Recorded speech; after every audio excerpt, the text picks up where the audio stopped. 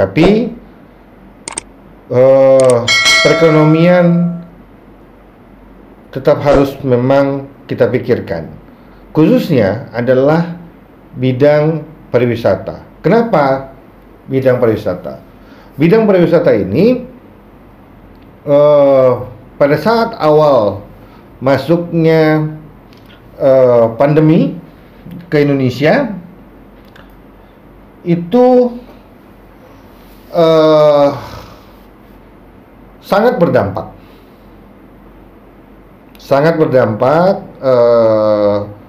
dunia pariwisata. Dan untuk diketahui oleh Sobat Kristal bahwa dunia pariwisata akan bisa pulih juga di akhir dibandingkan dengan bidang-bidang lainnya.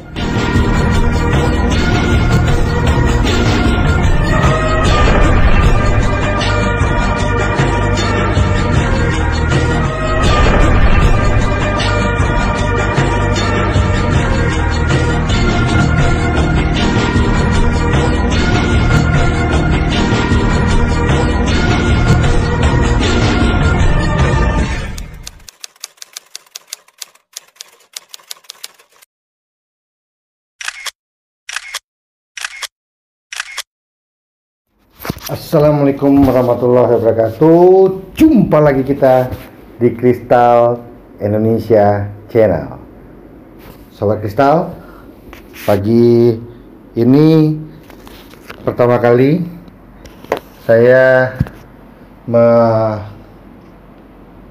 take video pagi, sekarang pukul 7 pagi. Mencoba untuk take video pagi hari biar semangatnya bisa kita dapatin di pagi hari, Sobat Kristal. Ya, jadi buat Sobat Kristal, saya mau sampaikan kepada Sobat Kristal bahwa ini channel Kristal Indonesia Channel, alhamdulillah sudah di-approve oleh YouTube sebagai YouTube partner program. Nah, kayaknya saya semakin semangat untuk membuat konten-konten yang jauh lebih baik dan lebih menarik tentunya, yang dapat bermanfaat bagi sobat-sobat Kristal dan buat orang banyak tentunya. Nah, kali ini Kristal Indonesia Channel mencoba untuk membahas tentang pariwisata yang cukup menarik, saya rasa, yaitu tentang pariwisata di tengah pandemi. Sobat Kristal, jadi Sobat Kristal mengetahui bahwa kita memang untuk COVID-19 ini masih posisi yang belum aman, saya rasa, karena kasus-kasus tetap meningkat. Tapi perekonomian tetap harus memang kita pikirkan, khususnya adalah bidang pariwisata. Kenapa bidang pariwisata? Bidang pariwisata ini pada saat awal masuknya pandemi ke Indonesia itu sangat berdampak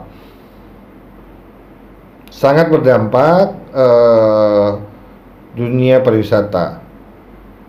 Dan untuk diketahui oleh Sobat Kristal bahwa dunia pariwisata akan bisa pulih juga di akhir dibandingkan dengan bidang-bidang lainnya. Kenapa begitu? Karena memang dunia pariwisata itu adalah suatu bidang yang memerlukan tingkat kepercayaan yang tinggi oleh pengguna atau penikmat dari pariwisata tersebut, Sobat Kristal. Contoh, pada saat kita ingin menginap di sebuah hotel, maka kita pasti akan memikirkan apakah hotel itu memang aman, memikirkan apakah hotel itu melaksanakan prokes atau protokol kesehatan dengan benar, sehingga ada rasa aman yang didapat oleh si tamu. Nah, makanya tingkat kepercayaan ini harus diciptakan, harus didapat oleh si tamu. Kepercayaan ini tidak gampang. Kita harus benar-benar di pelaku pariwisata ini benar-benar memang harus konsen dan sungguh-sungguh di dalam memberikan suatu kepercayaan dari tamu. Kita harus jaga kepercayaan itu. Dan untuk mungkin tamu-tamu yang belum pernah menginap atau datang ke tempat kita, ada rasa aman, ada rasa percaya bahwa kita menjaga agar tamu ini merasa nyaman dan safety tentunya, dan healthy. Nah, di dalam masa pandemik ini, healthy inilah yang memang, atau kesehatan ini yang perlu benar-benar kita jaga. Khususnya adalah dalam menghindari penyebaran dari kasus virus COVID-19 ini yang telah ditetapkan oleh pemerintah tentang bagaimana prosedur-prosedur kita dalam menjalankan usaha pariwisata di dalam atau di masa pandemik ini. Apa saja sih Sobat Kristal yang harus kita perhatikan? Tentu prokes atau protokol kesehatan, memastikan bahwa area-area yang banyak dikunjungi atau didatangi oleh masyarakat, seperti tempat mencuci tangan, kemudian memastikan bahwa tamu atau pengunjung itu benar-benar menggunakan masker dan selalu menjaga jarak. Itu adalah sebuah prosedur standar.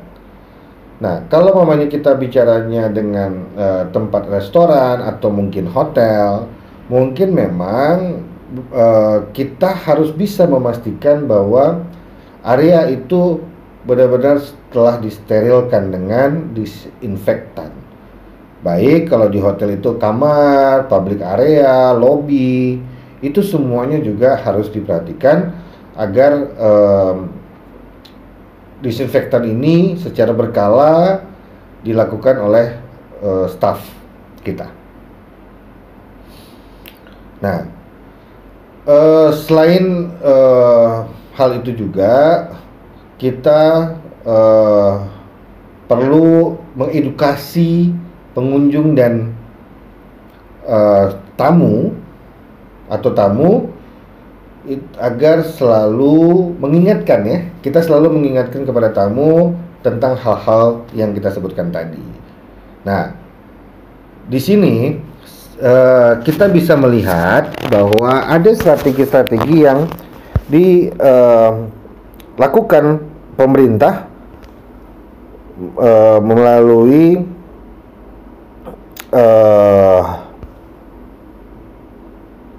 Kementerian Pariwisata dan Ekonomi. Nah, ini saya coba mengambil dari Nusantara TV.com. Sobat Kristal, tentang bagaimana strategi tingkatkan pariwisata di tengah pandemi. Nah, di sini kita coba bacakan ya Sobat Kristal ya. Jadi, masa penantian hingga terciptanya kekebalan kawanan herd immunity terhadap COVID-19 setelah proses vaksinasi mesti dimanfaatkan pengelola wisata untuk berbenah agar siap menyambut wisatawan saat waktunya tiba. Sementara fasilitas serta protokol kesehatan yang baik di tempat-tempat wisata di tanah air sangat penting untuk meningkatkan kepercayaan wisatawan. Staf ahli bidang manajemen krisis Kementerian Pariwisata dan Ekonomi Kreatif Hengki Hotma Parlindungan menurung dalam bincang-bincang daring di YouTube BNPB dikutip Sabtu, ini berita tanggal berapa ya? Berita tanggal 8 kemarin ya.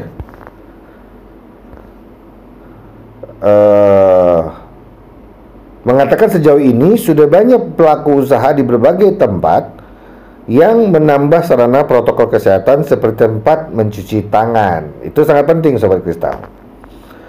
Dia mencontohkan praktik yang telah berlangsung di Candi Prambanan, salah satu tujuan wisata populer yang beradaptasi juga dengan teknologi sehingga wisatawan bisa mengurangi kontak fisik dan menekan risiko infeksi penyebaran virus corona. Wisatawan yang harus mendaftar bisa membeli tiket secara daring.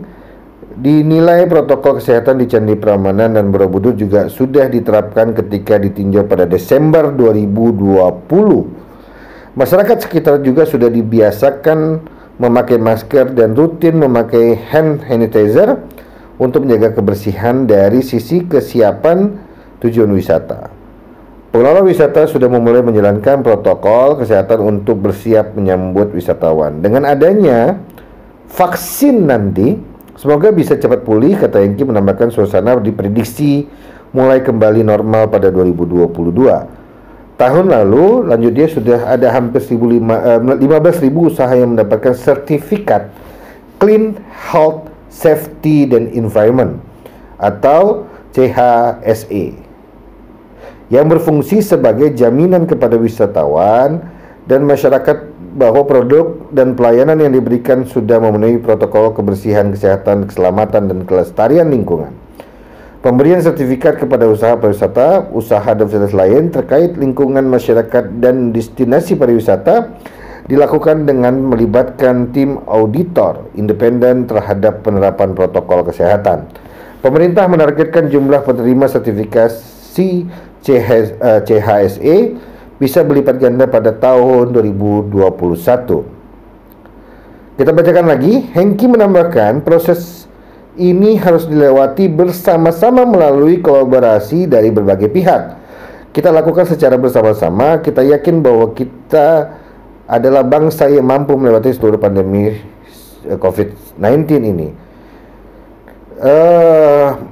Dan Direktur Utama PT Taman Wisata Candi Borobudur Prambanan dan Ratu Boko Edi Sutijono mengungkapkan pihaknya berupaya melewati 2021 untuk meninjau ulang layanan dan standar fasilitas agar betul-betul siap ketika pandemi COVID-19 berakhir.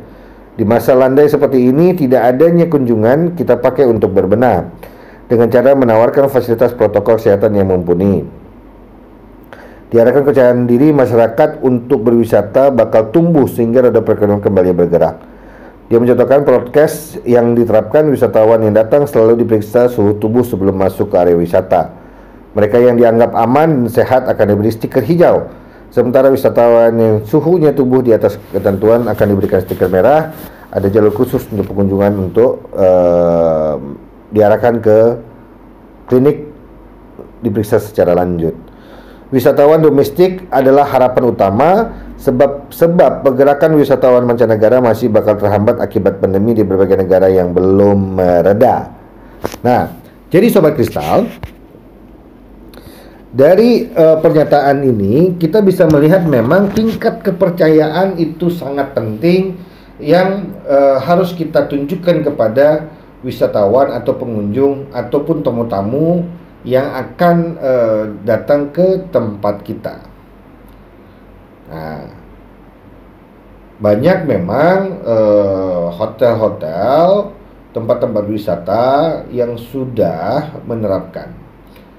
Namun tidak sedikit juga tempat-tempat wisata atau tempat-tempat pariwisata yang belum benar-benar menerapkan protokol kesehatan.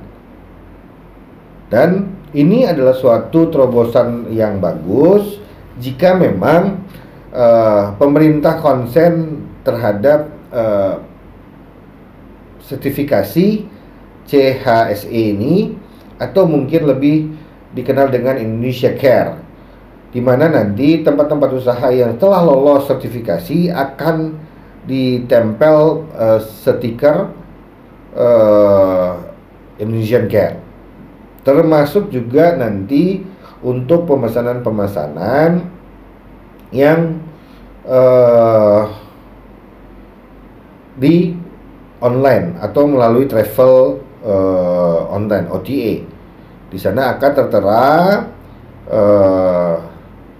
yang memang hotel-hotel atau tempat wisata yang sudah lolos terhadap Indonesia Care. Itu adalah salah satu cara untuk membuat si calon tamu atau calon pengunjung dan wisatawan untuk datang ke lokasi wisata kita dengan rasa aman. Mereka akan percaya, oh iya memang sudah melewatin seleksi atau pengecekan secara berkala, dan rasa aman itu akan ada. Itu sangat membantu kita pelaku usaha pariwisata di dalam menciptakan kenyamanan dan keselamatan dan kesehatan tentunya bagi wisatawan dan bagi tamu-tamu kita di hotel atau restoran. Nah, selain itu juga tadi kita baca bahwa di Prambanan ya, di Jawa Tengah sangat menarik gitu ya, Jogja ya, sangat menarik gini.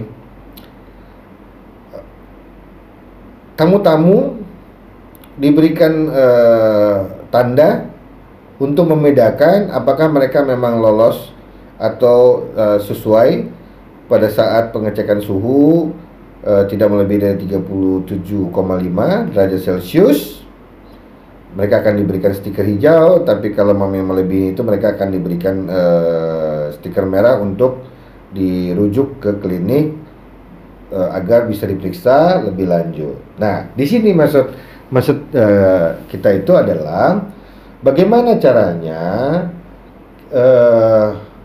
agar wisatawan, khususnya adalah wisatawan yang dalam negeri ya, karena memang tadi bahwa untuk wisatawan mancanegara masih agak sedikit sulit untuk masuk ke Indonesia, baik itu pembatasan dari negara asal ataupun mungkin ada pembatasan-pembatasan yang dilakukan oleh pemerintah Indonesia dalam menghentikan penyebaran virus COVID-19. Nah, kita bicara wisatawan lokal. Kita ambil satu contoh di Sumatera Utara bahwa banyak wisatawan lokal yang datang dari luar Sumatera Utara atau dari dalam Sumatera Utara sendiri. Nah, di sini pentingnya informasi atau edukasi yang diberikan berbagai pihak, baik itu pelaku usaha maupun dari pemerintah, memastikan bahwa aman untuk masuk ke dalam wilayah Sumatera Utara, atau tepatnya adalah bahwa tempat-tempat wisata, tempat-tempat penginapan, restoran yang ada di Sumatera Utara ini itu diyakinkan dan dipastikan bahwa aman. Nah, selama ini kan kita tahu buat Sobat Kristal bahwa kita selalu terpaku terhadap zona-zona merah, kuning, hijau dan sebagainya. Nah, di sini Sobat Kristal, apa yang menjadi kelemahan terhadap metode itu yang dilakukan dulu oleh pemerintah? Kelemahannya adalah membuat rasa takut kita. Memang COVID-19 ini tidak bisa kita anggap enteng karena ini memang sangat membahayakan. Tapi menurut pendapat saya adalah kita semua memastikan bahwa masuk Sumatera Utara itu aman, masuk ke Sumatera Utara, masuk ke DKI itu aman, masuk ke tempat wisata-wisata yang ada di Indonesia ini aman. Kita bisa pastikan,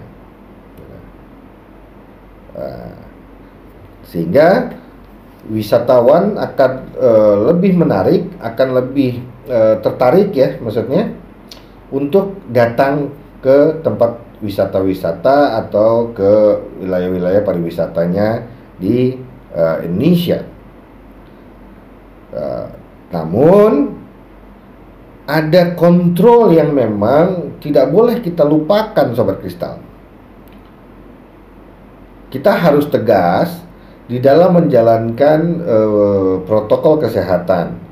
Nah, di sini ada timbal balik. Pada saat kita semua berbagai pihak termasuk pemerintah mengumumkan atau mensosialisasikan, mengedukasi wisatawan baik melalui websitenya kementerian atau medsos dan sebagainya. Tapi kontrol pelaku-pelaku usaha atau tempat-tempat wisata itu juga harus benar-benar diperhatikan. Tindak tegas bagi pelaku usaha atau masyarakat yang tidak menerapkan atau tidak patuh terhadap protokol kesehatan agar ditindak, sehingga pada saat kita mempromosikan tempat wisata tidak terjadi peningkatan atau klaster dari COVID-19 ini. Jadi gitu buat Sobat Kristal. Kita